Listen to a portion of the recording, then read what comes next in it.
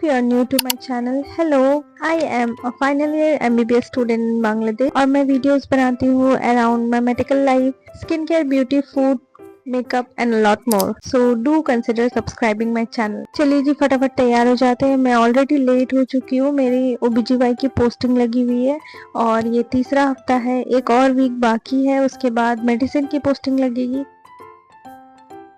फटाफट तैयार होकर मैं चली गई कॉलेज.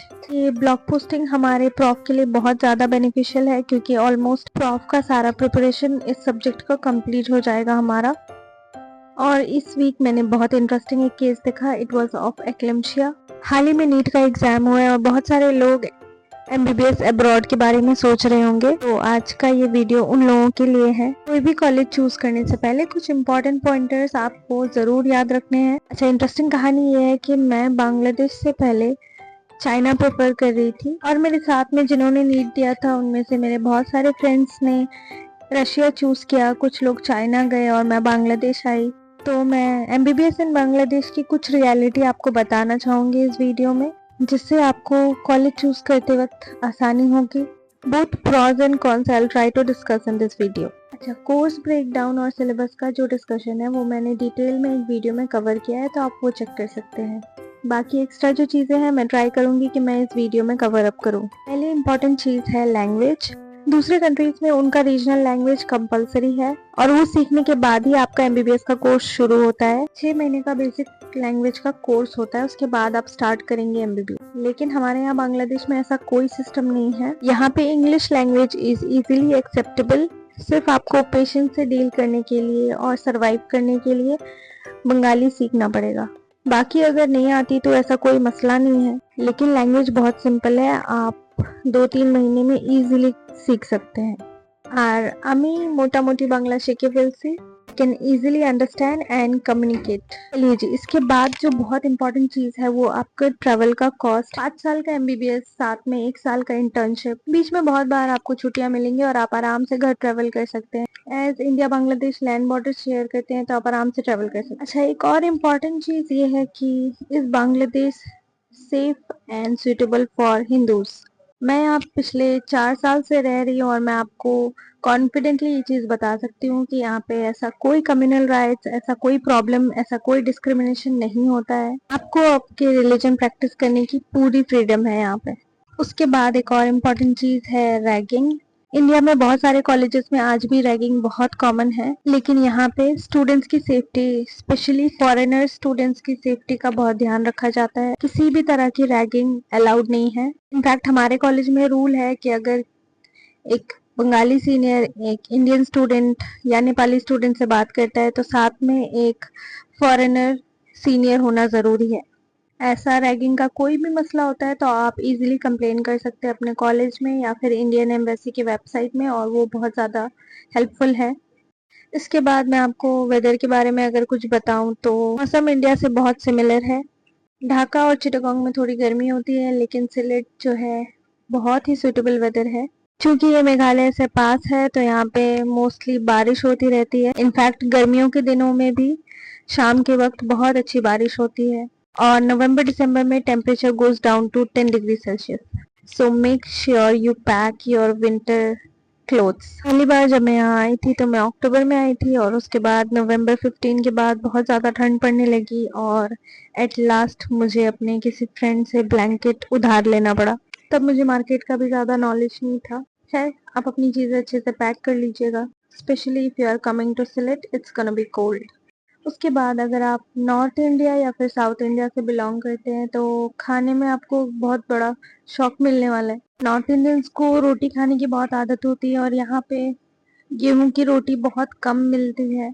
ये लोग ज़्यादा राइस प्रेफर करते हैं, तो मेस में भी मील्स में आपको rice, chicken, fish, in fact daily एक टाइम फिश और एक टाइम चिकन रहता है हमारे मील में.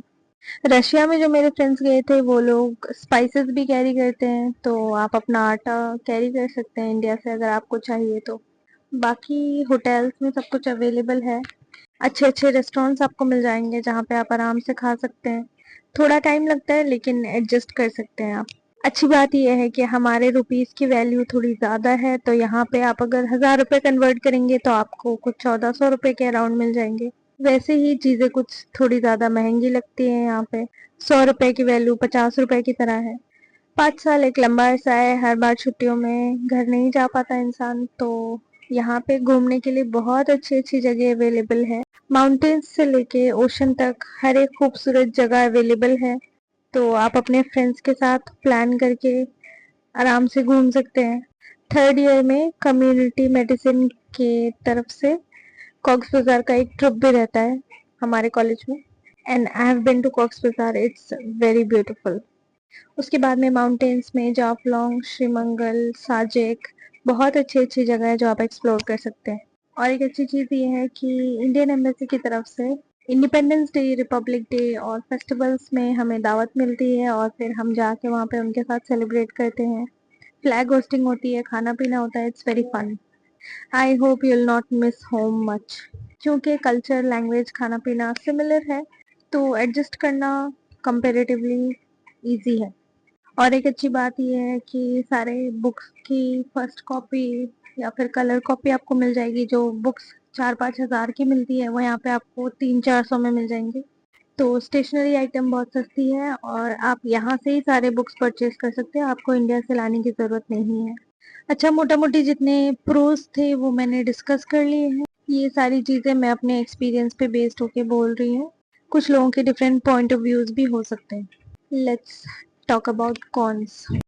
नेगेटिव साइड के बारे में मैंने कभी डिस्कस नहीं किया और कोई ऐसे बड़े नेगेटिव पॉइंटर्स है नहीं। इम्पोर्टेंट चीज से शुरू करते हैं। First important cons which I think is a con is, यहाँ पे एफएमजी के लिए कोई रिसोर्स नहीं है और कोई सिस्टम नहीं है हमारे कॉलेज में।